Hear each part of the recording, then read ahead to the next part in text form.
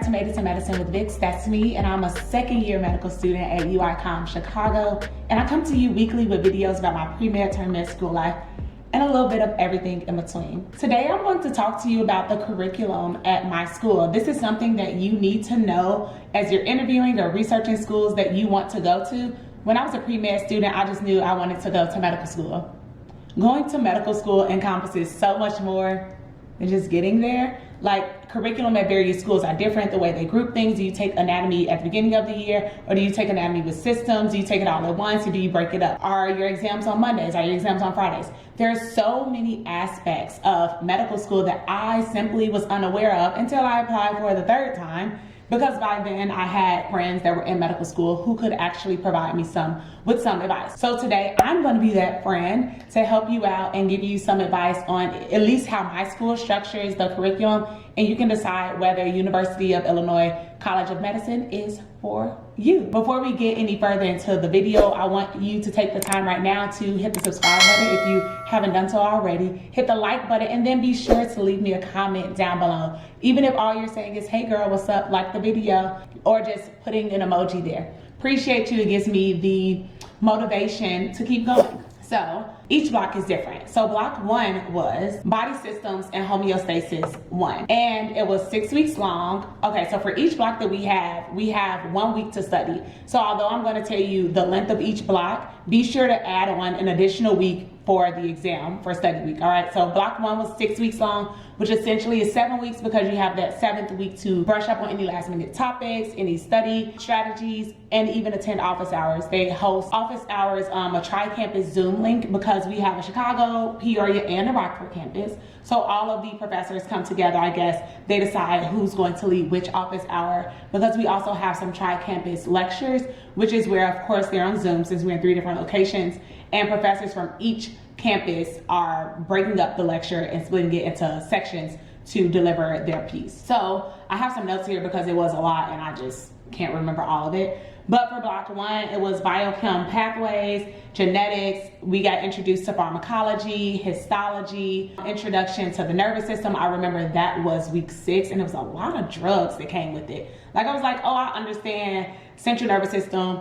peripheral nervous system, enteric system. Like, I get all of that. And then it came with all these pharmacology. And with that, you have to know like the alpha and the beta, whether it's antagonist, agonist, you know, adrenergic, all these different things that I'm still working my way through because I avoided pharm like the plague. Don't be me. And you also have introduction to immunology, the basics of like what's a T cell, what's a B cell, CD4, CD8, and I think it's like hot T-bone steaks. So all of the different interleukins and which one stands for what, which one's for fever, all these different things. Like, basically block 1 is the foundation that is setting for your medical school career. When I was at M1, I remember my M2 saying that block 1 and block 2 is pure chaos. I don't know why they do it that way. Now that I'm studying for step 1, I totally understand, because I have to go back to that information again, because I listened to my seniors and they did not provide the best advice. Basically, everything in medical school is important, okay? Know that. And we also have evidence-based medicine.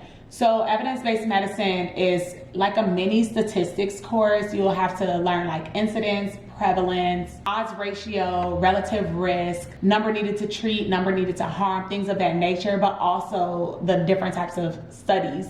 So cohort, case control, prospective, retrospective, all of that. It seems so easy. And again, pro tip, people told me, oh, don't worry about EBM. You can study that the night before. Well, now as I'm studying for STEP, since I only studied it the night before every exam, I never committed it to long-term memory. It's clearly in my short-term memory, and I'm disgusted that I have a Master of Public Health and I keep forgetting incidence and prevalence. Like, I definitely learned that in my graduate program. So again, everything's important, learn it all. Block 2 was a total of 7 weeks, and it was pathogenesis, 7 learning weeks. And it was pathogenesis. There were 2 weeks of microbiology. It was more EBM, more biochemical pathways. This time I believe it was like the urea cycle. Hemostasis was also there. Pathology now was introduced, because clearly this block is pathogenesis. So we learned like neoplasia, the basics of pathology, not really diseases yet, because we aren't into our systems blocks just yet. And more immunology. They went into further detail. Since it's pathology now, we learned some immunodeficiency. So like B cell and T cell deficiencies, or B and T cell together. So Bruton's disease, or SCID, or CVID, common variable immunodeficiency. So many of those we learned during this block. And I will say, my school, they give us first aid. As you can see, I use it because this bad boy is tattered up. But at my school, they give us first aid before we even start during orientation week. Please use first aid. If your school doesn't give it to you, buy it. When I tell you, it is the GOAT. It is like the Bible of medicine for students. Like, if we talk about the immunodeficiencies, I can quickly flip to that page in this book and you'll see how much I have highlighted, how much I have marked up, how many notes I have taken, because it was extremely important. And like now, thinking back to it, like ataxia telangiectasia, it came back again in block 3, it came back again in block 5, I believe in block 6 as well. Like, these first 2 blocks are the foundation, and everything after it, it builds upon it. So after you complete block 2, you are now done with your first semester of medical school. And I remember going on winter break like, I made it. This was a lot, but I did it, okay? But going into the new year, you start off with your very first systems block, which is skin, muscle, and movement. And for all of us, we would just say MSK, the musculoskeletal block, because it was the first time that we started anatomy, and this block is 5 weeks long. Anatomy, you would see in all 5 weeks. But within the 5 weeks, you also had musculoskeletal, dermatology, and rheumatology. Rheumatology is when we learned like lupus.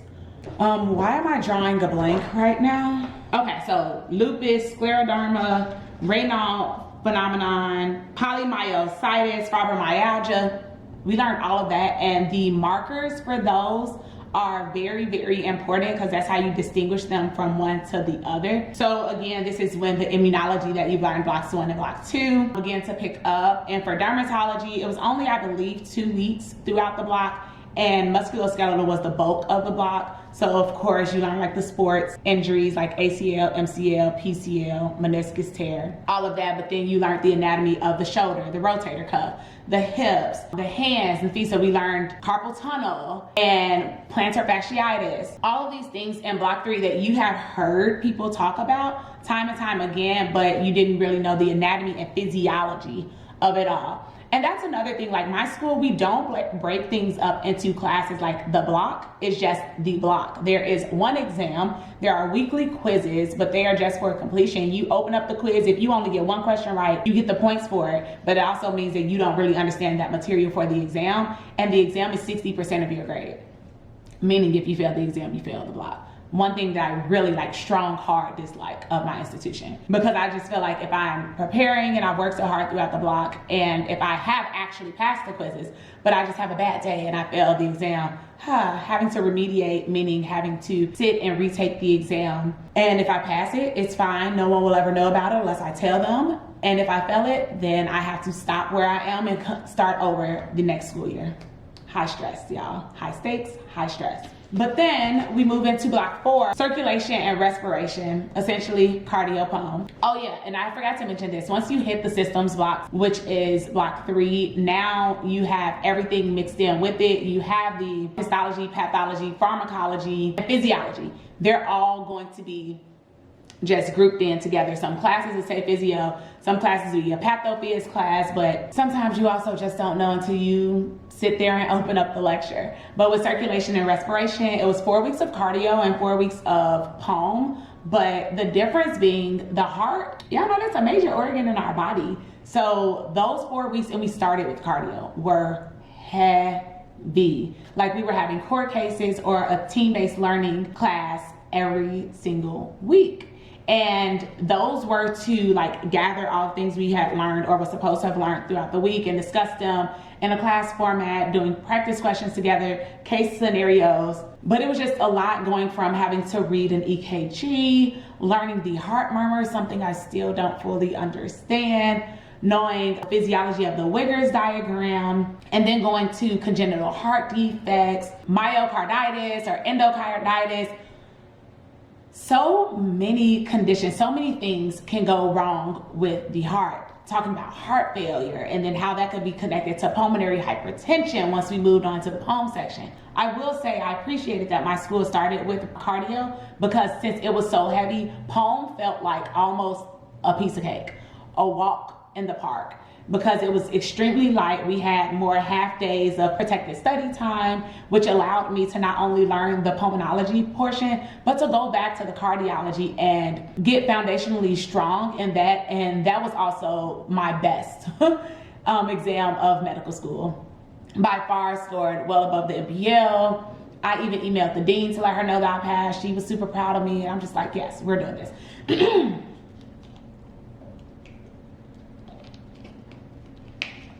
So of course there's more anatomy here. I wasn't really big on anatomy in block 3 because it's a foreign language, it's a dead language, it's Latin, which I don't believe anyone speaks anymore. And it was just like a lot going on, from the shoulders to the back, to the hips, to the pelvic bone, to the legs, to the feet, just a lot. But then in block 4, it was just the heart and the lungs. Super cool labs. I had poem lab because our class is so big, they have to split everything up. We got to inflate the lungs, which was pretty dope. And I did go to a review session for the heart, and just to hold like a human heart in my hand was surreal. Block 3, I did get to cut the leg and below the knee. And that was back when I thought I wanted to be an orthopedic surgeon. So I was like, oh my gosh, it's so cool. This is my future, but that is not my future. But it was still cool. And that block was 8 weeks long. So again, 4 weeks cardio, 4 weeks poem. And then we had the exam, then we moved right on to spring break. So literally from block 3, having 5 weeks of learning, then a week for an exam, that's 6 weeks. Block 4, 8 weeks of learning, a week for an exam, that's 9 weeks. 9 plus 6 is 15 weeks. I had 15 weeks with no break. But I will say that we had a synthesis week after block 3, so that was kind of like a break, downtime, just reviewing material that we've done for the block. Really low stress, low stakes, just mandatory, so you had to show up. But that was okay. I didn't have to use much brain power. So that was like a mini break, but we were all like dying to get to spring break. And then after our 1 week spring break, we come back and we finish off the year with digestion and homeostasis 2. And this block was basically gastrointestinal system and Reno, which is the kidneys. And this was a 6 week long block. Although we had just come off of spring break, it was a lot. And since we get all of these synthesis weeks after every single block, which I'll go back and explain because my apologies, I did not do that. We don't get out of school until June. So while everyone else is like, oh my gosh, I finished my first year of medical school in May, we're like, wow, we still have 4 weeks left. This is crazy. Like, I don't think I finished until June 22nd or June 23rd. Nuts. But you have 3 weeks GI, 3 weeks Reno. They were both heavy weeks. GI was a lot to learn, but it was very, very interesting because I had some things going on in my family life that I was able to correspond what I was learning in the classroom to things that were going on in my personal life. And so that was interesting. I was able to, you know, like, I was more engaged with the material because it was relevant. And then I moved on to Reno, and there's so much more to the kidneys than just diabetes. Like, I didn't know that there can be cysts on the kidneys. Of course, we all know about UTIs, but then like the various cancers in the kidneys. It was a lot. And I say this all the time. I loved Reno, but Reno didn't love me back. Like, those quizzes, I was bombing them. It was very hard to stay focused as the weather is warming up, but you're inside studying, then you want to go outside and study, and then you can't focus while you're outside studying. But I will say, having the 1 week after learning all of the material to consolidate the information for the exam was very, very helpful. There are some institutions you will learn new material up until the day before the exam. If I were at that school, I would fail. I probably would have gotten kicked out. I probably would have to redo my first year, my second year, whatever, because to me that's just too intense and you don't even have the leeway to fall behind. With us having a week to study and like solely focus on studies every single block, that gives you the time to fall behind if you need, or like if it just happens, or if you need a rest day, or you just need to recuperate. Like, you have that time to do that. And so something else that I didn't mention is that after every block, we have a synthesis week, and this was after every block except block 4, since we went directly onto spring break. But synthesis week, as I briefly stated, is when you come together after every exam, and there are like court cases, there are mental health and wellness cases to talk about how we need to like prioritize sleep, or We need to prioritizing doing things that we enjoy outside of medicine, like make sure you're exercising, make sure you're still picking up new hobbies, that you're talking to loved ones, you're not self-isolating, things of that nature. Or we'd even have like a cultural competency class, like we had one on prison health. And the purpose of census is to still be a medical student, but to not have the high stakes attached to it. I will say that helped me reduce burnout. I never really burned out until Block 5, because by then I was just ready for summer break. Oh yeah, one more thing. Outside of the regular core curriculum that you'll be doing the first year, you'll also be enrolled in DOCS, which is the doctoring class. You'll learn the physical exam maneuvers, how to take a history of present illness. You'll actually have standardized patient encounters. For us, since pandemic is still alive and well, we had virtual standardized patient encounters, so telehealth, and we did the first couple within a group of 3, and then we started going to our simulation center and doing the encounters a group of 3 in person. And then you'll also be able to take patient history of one patient by yourself, one-on-one, and by the end of the year you do a core exam, which are 40 maneuvers that you have to do on a patient in order to pass the class. And all of this is at the simulation center, so these are trained actors in the field. And I think that this class probably brought me the most joy first year, because I really felt like a baby doctor. I felt like truly student Dr. Bix. It was awesome to be able to use my stethoscope or my reflex hammer and taking blood pressure and practicing these things on my peers, on my colleagues, my classmates, on my family, and being able to go through different diagnoses. I also have a video that recorded during my first year talking about how to take a history of present illness. I'll be sure to link that up above. But yeah, so I think that this is a good framework for what our curriculum looks like at UICOM, and this is across the board at Chicago, Peoria, and Rockford campus. We all have the same curriculum. We might have the classes on a different day, but we learn the exact same things. And stay tuned and come back for next week so you can hear what the curriculum is like in my second year of medical school. Yeah, let's just say it's all been a whirlwind, but I'm so happy to have made it to this point and this far. All right, y'all, so that's all that I really have for you today. Again, please be sure to like, comment, and subscribe to my channel. And also, please keep watching. See you next week, y'all. Bye.